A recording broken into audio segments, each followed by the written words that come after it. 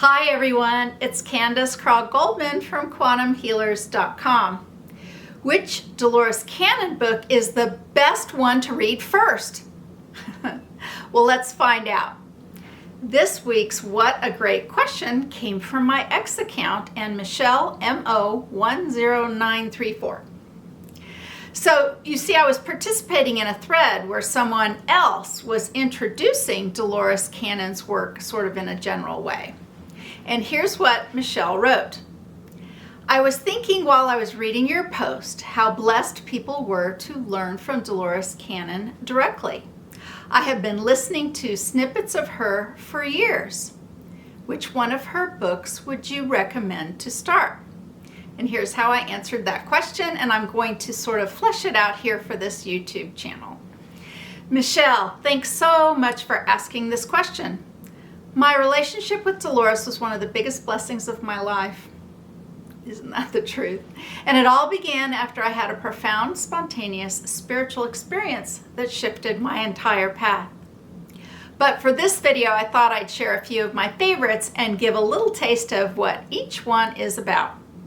And because I had the privilege of working so closely with Dolores, I'll also share a few behind-the-scenes moments from when she was writing or publishing these books. Okay, 5 lives remembered. If you're brand new to the idea of past lives, 5 lives remembered is a perfect place to start because that's where Dolores Cannon started. This was actually the very first book that Dolores ever wrote, though it wasn't published until much, much later, many years later, after she'd already published many other books. Now, I still remember the day she brought the old manuscript into a meeting. It was in a manila envelope, and she just walked in and she was holding it right up here by her head. She walked in kind of like, it's like a cat. When a cat has caught a mouse, that sort of look on her face. So she'd written this in the 1960s after her very first hypnosis experiments uncovered not 1, but 5 different lifetimes of a single woman. And Dolores wrote all of this down and wrote her first book. But back then, no one really knew what to make of past life regressions. She sent this manuscript out to all the big publishers, and they rejected it over and over again. And all she did was collect pink slips and disappointment. And she just finally filed it away, but she kept doing her work.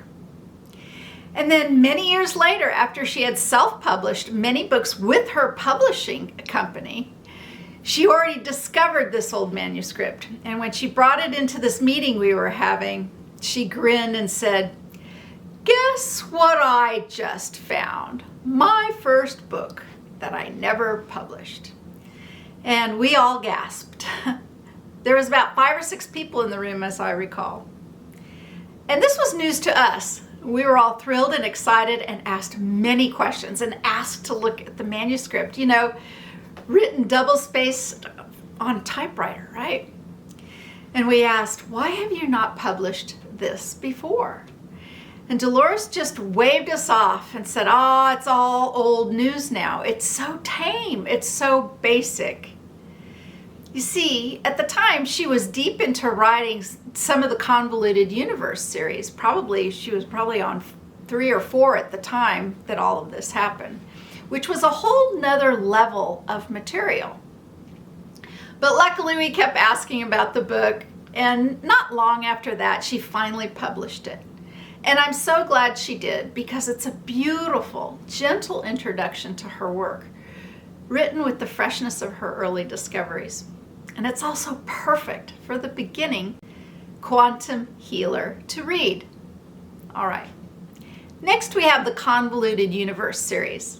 If you're already familiar with past life regression and ready for your mind to be stretched in every possible direction, the Convoluted Universe series is where the adventure begins.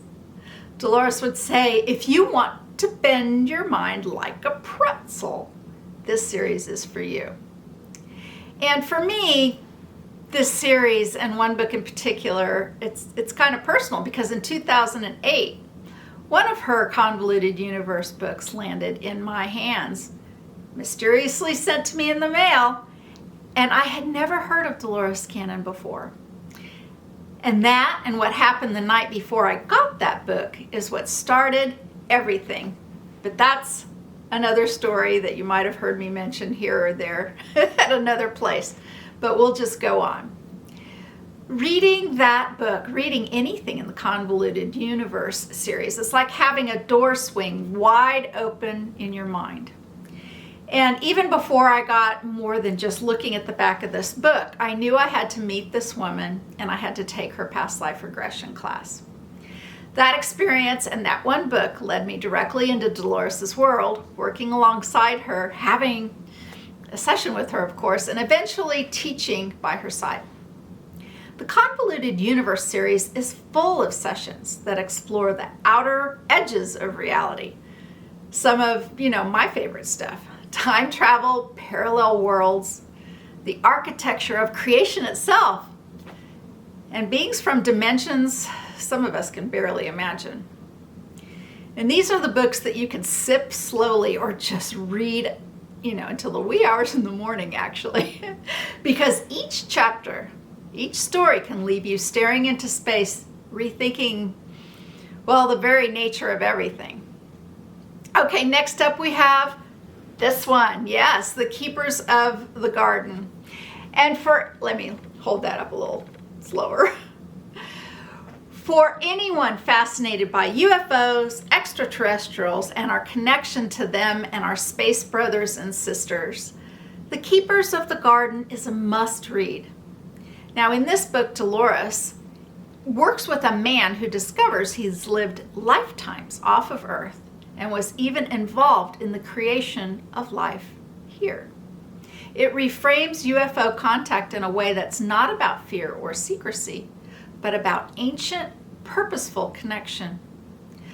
Dolores always had a knack for bringing these out there topics into a loving, almost familiar context, like she was introducing you to distant friends or relatives that you didn't even know you had.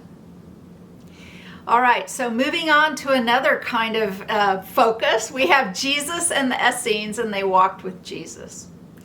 Okay, so if you're an open-minded Christian, or you're curious about the character or the being of Jesus Christ, Yeshua, or you're simply curious about his life, these two books are treasures. And these two books are ones that I read over and over again, typically towards the end of the year during the holiday season. In Jesus and the Essenes, Dolores regresses as a woman who recalls a life as a young teacher in the Essene community. And this offers an intimate look at their daily life, their spiritual practices, and preparation for Jesus' ministry. They Walked with Jesus, the second book, continues the story through the eyes of women who knew him personally. The details are so vivid, you can almost smell the cooking fires or feel the sun on the dusty roads. Dolores captured the human warmth of Jesus alongside the depth of his teachings in a way that feels both familiar and really new all at the same time. Okay, switching gears again, the 3 waves of volunteers and the new earth. Well, this book is possibly her most impactful and widely recognized work. When Dolores was writing this one, I was right there in the thick of things with her and teaching all of the live classes with her. And I remember the long conversations we had, both in class and out, about the patterns she was seeing in her sessions, and frankly in my own, because we were all doing this too, to an extent. All of her students were. We really were. Client after client describing memories of other planets, other dimensions, saying they'd never been on Earth before, but had chosen to come now to help with a huge transformation that we're going through. So she began to group these sessions into, and actually on piles on her desk. I wish you could have seen her desk, like big piles. The 3 waves, they all had their own pile. So in these groups, they all had their own challenges and gifts, but they were united in the same mission: raising consciousness and helping humanity shift into a higher state of being.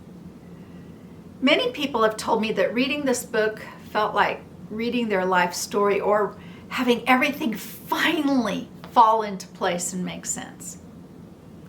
I've seen tears in the eyes of people, especially those who are from the third wave, who finally felt understood, who finally understood why they felt such homesickness for a place they didn't even know. Okay. Dolores's books, Dolores's collection, her library is like a treasure chest. And no matter where you are on your journey, there's a book in there that will meet you exactly where you need to be. And you can reread these books over and over again. They're the kind that you can, because you will see things and grasp things, and things will jump out at you in subsequent reads that may not the first time around. So if you've read any of these books, I'd love to hear in the comments which one touched you most. Which one did you pick up first? Which one are you going to read next? And to Michelle, thanks again for the question. Dolores touched millions through her books and those little video snippets that you got to know her through. But for those of us who knew her personally, her presence was even more extraordinary. Oh, gosh, I miss her terribly. I'm honored to share even a little bit of her magic here with you today. Now, if you're feeling inspired to explore this kind of work more deeply, whether as a client, a practitioner, or someone curious about consciousness, I'd love for you to visit quantumhealers.com. We have articles, we have classes, we have a community, and our community is guru-free of open-minded practitioners, alternative healers, energy workers from all over the world. We offer them support and resources and connection, and we have a directory listing for those looking for facilitators. And if you've been thinking about learning how to facilitate your own sessions, my Beyond Quantum Healing course, BQH, is designed to give you the skills and confidence to help others in this same expansive way with some new twists of freedom that may not even be available to those who practice the pure method of QHHT, which, by the way, I still love too. Okay, you can learn BQH at your own pace, and it's open to anyone with an open heart and mind. Wherever your path leads you next, keep exploring, keep asking big questions, and keep listening for the answers in unexpected places. Dreams, billboards, all kinds of places, maybe a quantum healing session. If you would like to help energetically, though, could you give this video a thumbs up and hit the subscribe button? That algo needs feeding and reminding that our work as quantum healers is important. Thank you. Blessings. See you next time.